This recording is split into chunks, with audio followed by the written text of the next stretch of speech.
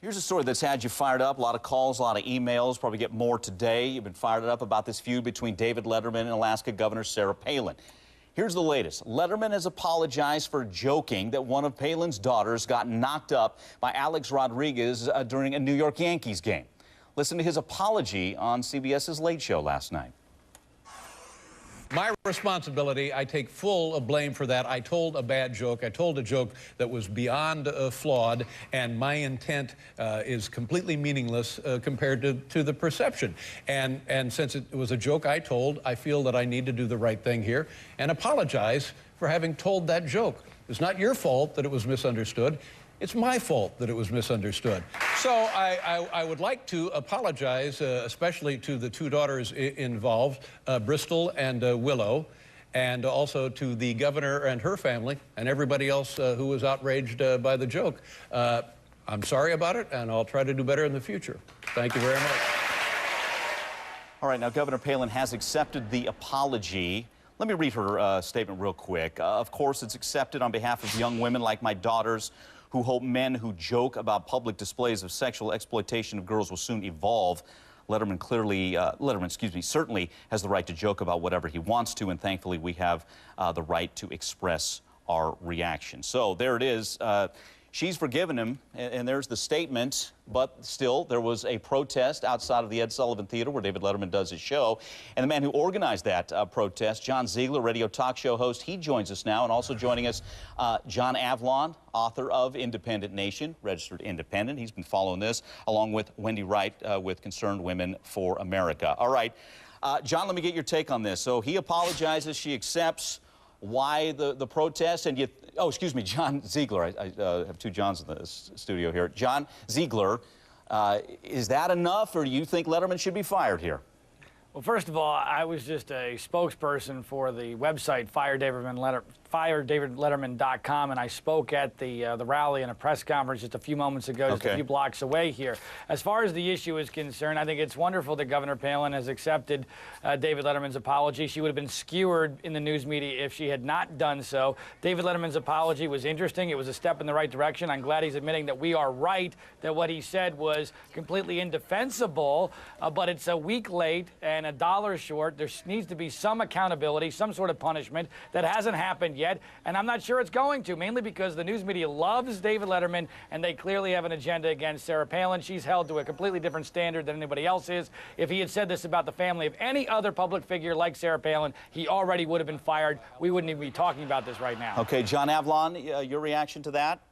Did Letterman do enough in your eyes, John? Absolutely. He bent over backwards to apologize. We're all in agreement that joking about a member of a politician's family is out of bounds. Letterman apologized profusely. And it's time for folks who are taking pleasure at being offended by this for political reasons to take yes for an answer, to get a life and move on. This is getting ridiculous. We got riots in Iran, and this is on day 5 of talking about this. Where's the penalty?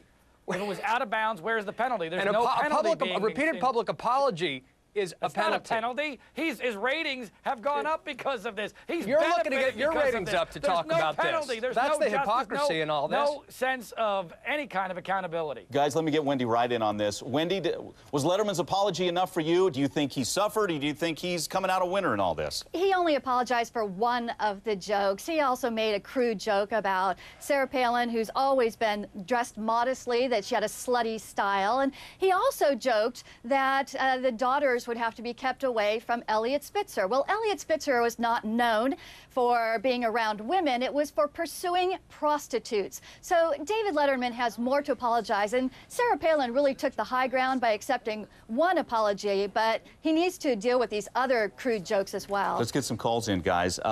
We have Jean in Iowa. Jean, your thoughts here? Oh, yes. I was just wondering where all the protests were when Jamie Foxx made his comments about Miley Cyrus.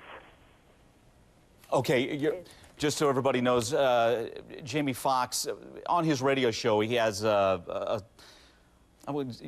a slew of people on his radio show, and they really went after Miley Cyrus. He apologized right after, I believe it was on the Jay Leno show. So there was not the same type of fallout. Mike, it's not analogous. It's just not analogous. It's Why a very is that, different John? situation. Well, for a lot of reasons. First of all, Jamie Foxx's show is on a radio show no one listens to. David Letterman has one of the top late-night shows in history. He's a national icon.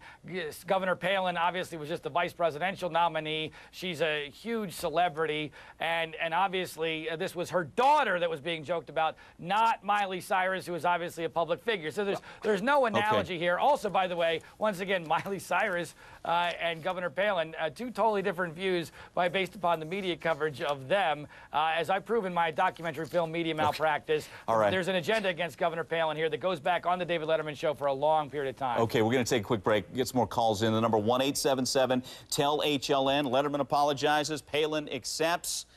What do you think? Should this end it? Call in 1-877-TEL-HLN.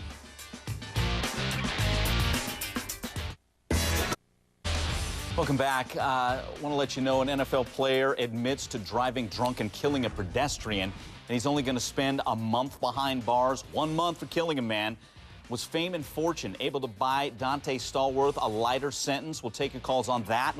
77-TEL-HLN. We're taking your calls on this topic as well. We continue the covering the feud between David Letterman, Sarah Palin. Letterman apologized. Sarah Palin has accepted. And let's get to the phones. Deborah in North Carolina. Hey, Deborah, your thoughts here? Hello? Hi, Deborah. Go ahead. Yes, hi. You know, I like David Letterman quite a bit, and I don't like Sarah Palin. Okay. I think she saw this as an opportunity to get back into the media because she saw the attention fading from her. The only joke here, I think, is Sarah Palin. Well, do you have kids, Deborah? No, no. Okay. I mean, as a parent, I would do what Sarah Palin did. I would stand up for my kids. And I don't care if Letterman's talking about 14-year-old Willow or 18-year-old Bristol. I think it's out of line that he went way too far with that. So Letterman took the first shot That is with the joke. ridiculous, Mike. Let me get another call in here. Robin in Virginia. Robin, go ahead. Robin? Yes. Hey, go ahead, Robin. Yeah, I believe that if Sarah Palin truly did accept David Letterman's apology, then she would tell those people down at the theater to go ahead and stand down. But secondly, and more importantly, I believe that inappropriate or appropriate jokes would have never been made. We wouldn't be having this discussion had Sarah Palin done what every parent should do, and that's teach their children all about sex education, not just abstinence. We wouldn't be having this conversation to begin we with. don't want to get off on that debate. It's whether or not Letterman was out of line or whether or not this thing's going to come to an end. John Avlon, let me ask you this. Again, you're author of Independent Nation. And has Sarah Palin gotten a fair shake from Letterman and the media in general? That's John Ziegler's contention that she is not. Your thoughts? Yeah, look, I mean, I think she got the apology she deserved. It's inappropriate to joke about any member of someone's family. But I think there are a whole bunch of folks out there for obviously partisan reasons who are enjoying being pumped up by being offended, playing the victim card, and trying to use this for their own ends. And it's really kind of pathetic. And folks should get a life and move on. Mike? John Ziegler, quick response to that, and I'm going to get back to the phones. These people, the callers and John, simply don't know Governor Palin.